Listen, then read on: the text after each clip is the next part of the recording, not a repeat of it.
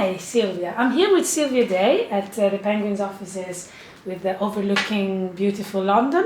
Yeah. And to talk about the launch of the latest novel in the Crossfire series by Sylvia Day, The One With You.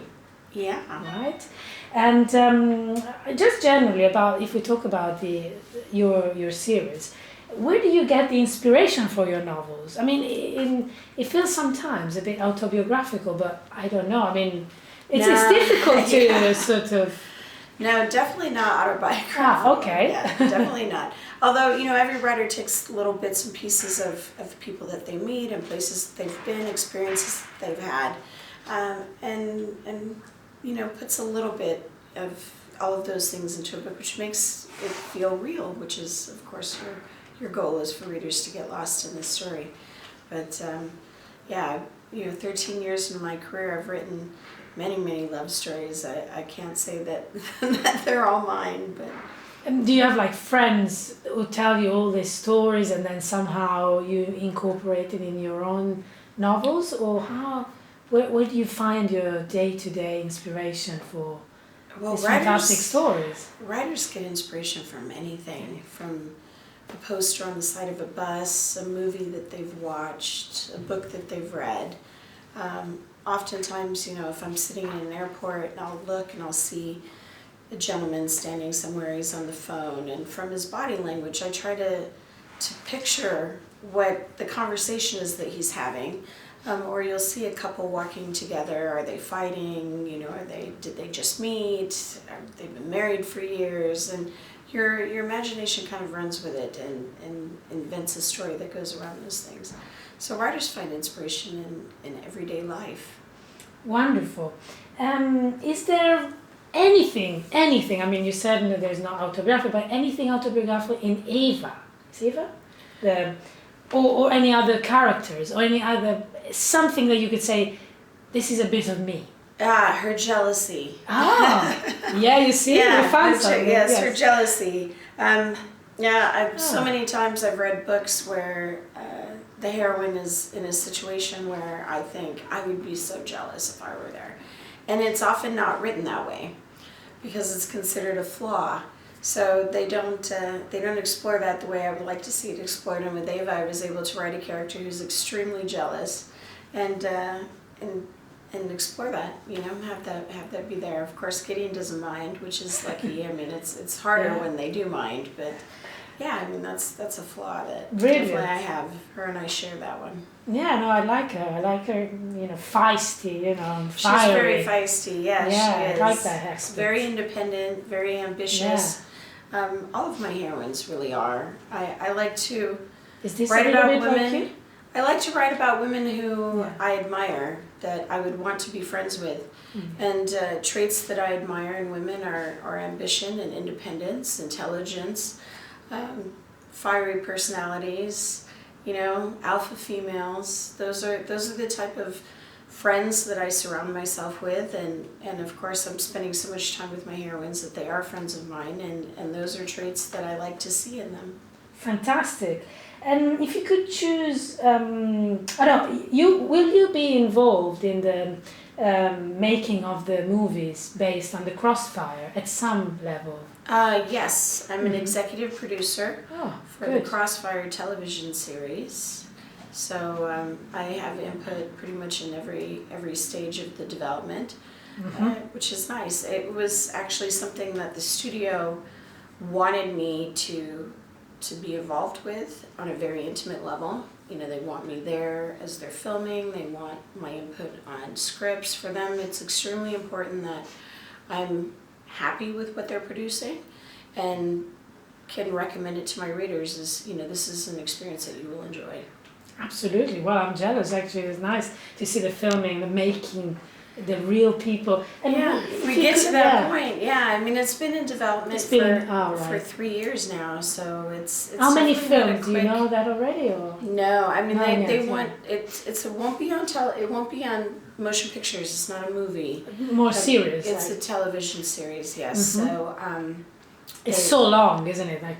Yes, too many books for one. Their thought was that to take one of the novels and try to condense it into an hour and a half, hour and 45 minutes, they would lose too much of the story. And so they wanted to develop it over the course of 12, 13 hours instead. Yes. You know, one season of the show for each novel. So, and I think that's the right way to go as well. Yeah, I think so. And you know, you can watch like half an hour here, half an hour, and then you really enjoy it more than just it's finished already. Like 2 hours movie is too short. And if you could choose the cast for Gideon and Eva, who would be your preferred actors for those roles? I mean, if you have anyone in mind. Right. To be honest, I feel like it would be best if the actors who played the roles were unknown, so that viewers don't go into it with an expectation of what these people are and how they will assume the role. But people want to know what I visualize, you know, what do I see in my head. That's right. So, you know, for me it would be Henry Cavill. Oh, yeah. For me too. For Gideon. Love Superman. Yes, absolutely. And Scarlett Johansson for Eva. Wow. You said the best on the market. Right. But wouldn't they be too young for those roles? Well, they're too old. Oh, okay. They're too old for Maybe the in my roles. head I picture them. Yeah, no, Gideon is 28. Okay, yeah. And Eva is 24. Mm-hmm. So, and I think it would be important for the actors to match their ages. I mean, there's a lot of times that we see actors that look very young. They play young characters. They play high schoolers and they're in their 30s. You know, I mean, this is pretty common. But I feel that there's a certain innocence to both of the characters that would be best portrayed by actors who are of the same age. So it would be really nice to find people who could match. I would love this too, you mentioned. My God, I would watch it over and over again. Yeah, I think it'd be a lot of fun. And New York is also like the third main character in an ever-present backdrop. I mean, you can't picture Gideon and Eva without New York, right? Exactly. And throughout the Crossfire seasons. Would London inspire you for like future novel? Like in a similar way, like for example, you know, Sophie Kinsella, which we have interviewed her, and she's from London. She has done like London-based stories, and then she moved to America. So she's done New York and then Las Vegas, and so would it be something you would do, you know, all the way around? You know, it would be a wonderful excuse for me to come and stay in the UK for a long stretch of time to make sure that I got it accurate. But for research, I'd love to. Absolutely, exactly. Yeah, it would be something maybe like a London-based Gideon and Eva. Of course, you know, and of course, you know, American women find British accents to be very sexy. Oh. So if we write a hero with a British accent, they usually fall very in love with him. So it would be a lot of fun. Interesting. Apart from Henry Cavill, who does Superman, most Brits in US movies are villains. And I find it interesting that so many of them have to learn how to speak without their native accent, which we find so attractive, you know. Superman doesn't talk like a Brit. I wish he did. I know. But, you know, because otherwise he would be perceived like a villain. Yeah. Interesting, isn't it? I've asked some friends, and they said, British friends, and they said that basically the reason for that is because the Brits are very clever and the villains are clever. Well, and you want them to be dashing. Yeah. You know, I mean, you want a villain to have a little bit of, you know, finesse to them, and you can convey that very well with a British character. Absolutely. I have one last question, and would you consider your genre like chick lit, or how do you see it yourself? Because you know, labels are a bit strange. Yeah. We actually call it women's fiction. Mm-hmm. Oh, general women's fiction. Yeah, general women's fiction, which is actually a misnomer because we have 20% of the readers of the Crossfire series are men.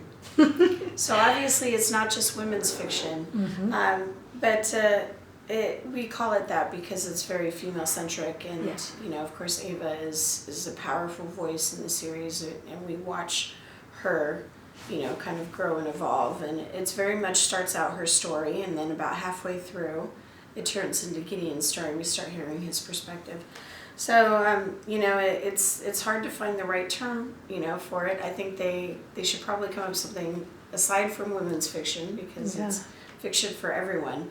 But, there's a large male audience who can relate to reading about a strong, powerful woman, It's making probably their way. it's probably the that kind of male audience that is 70% alpha male and 30% female, like those 200% alpha male. I wouldn't bother. I think they would be too. This would be too, for sensitive guys, the best men ever, right? Emo Gideon is like one of them. Sometimes, would you say that? At book signings, we have wives that come in with their husbands, and some of them are like, well, I read the book because I lost my wife for weeks. She was so busy reading your books, I didn't see her. She wasn't making dinner. I mean, nothing was happening. So I had to see, what is it that has you so absorbed, and then they pick it up and read it, and then they fall in love with it. And then some of them just bought it on their own, People were talking about it at work, and they wanted to see what all the fuss was about. So, and then they got hooked, and they continued to read them. Well, it's a big fuss. Yeah. So they should definitely read the one with you and go and get on and read the rest of it. That's right. Start at the beginning. Start with Bear 2 and then work your way through. Yeah, start with the first one. Thank you so much, Sylvia. Sure. Enjoy Thank London you. and hope to see you again, maybe for a London novel. Yeah, that would be awesome.